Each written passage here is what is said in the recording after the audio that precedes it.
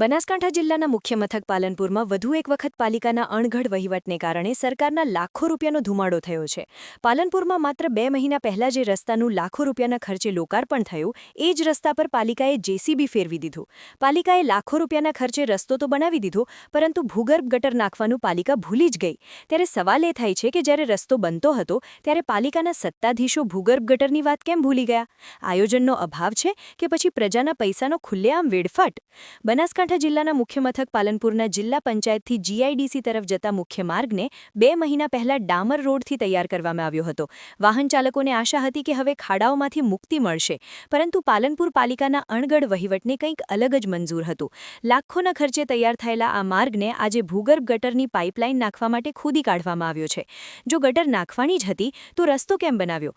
અને જો રસ્તો બની ગયો હતો તો ગટર માટે બીજું આયોજન કેમ ન કરાયું? આ માત્ર બેદરકારી નથી, પરંતુ જનતાના પરસેવાના પૈસાનો વેડફાટ છે.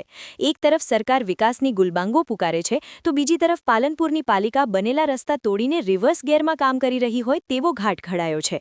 મહત્વની વાત તો એ છે કે પાલિકાના સત્તાપક્ષના શાસકોએ સરકારના લાખો રૂપિયાનો ધુમાડો તો કરી દીધો, પરંતુ આ બધાની વચ્ચે વિપક્ષ પણ મૂક પ્રેક્ષક છે, અને તેને જ કારણે વિપક્ષની ભૂમિકા પણ અત્યારે શંકાના દાયરામાં છે.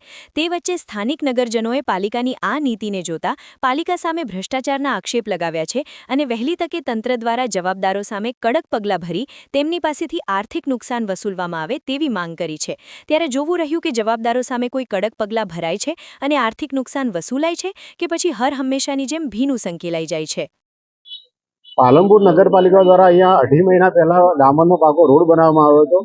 અત્યારે નગરપાલિકાને એવું યાદ આવ્યું કે આપણે ગટરની લાઈન નાખવાની ભૂલી ગયા છીએ, એટલે હવે એમને ગટરની લાઈન વાળા એજન્સી વાળાને કહી દીધું કે રોડ તોડી નાખો, આપણે બધા આપણી બાપની પેઢીના રૂપિયા છે એટલે તોડી નાખો, ફરી બનાવશું, ફરી મેન્ટેનન્સના બિલ ઉધારશું. એટલે ક્યાંક ને ક્યાંક નગરપાલિકા છેલ્લા 12 મહિનાથી સમગ્ર પાલનપુરમાં જે સ્વભંડોળના રૂપિયા હોય, સરકારશ્રીની ગ્રાન્ટ હોય, એનો સદઉપયોગ કઈ રીતે થાય એવું કોઈ આયોજન કરતી નથી. માત્ર પૈસાનો વેડફાટ થાય, માત્ર કોન્ટ્રાક્ટરો હોય એમના જે મળતિયા હોય એમનો ફાયદો થાય એવી પ્રવૃત્તિ થઈ રહી છે.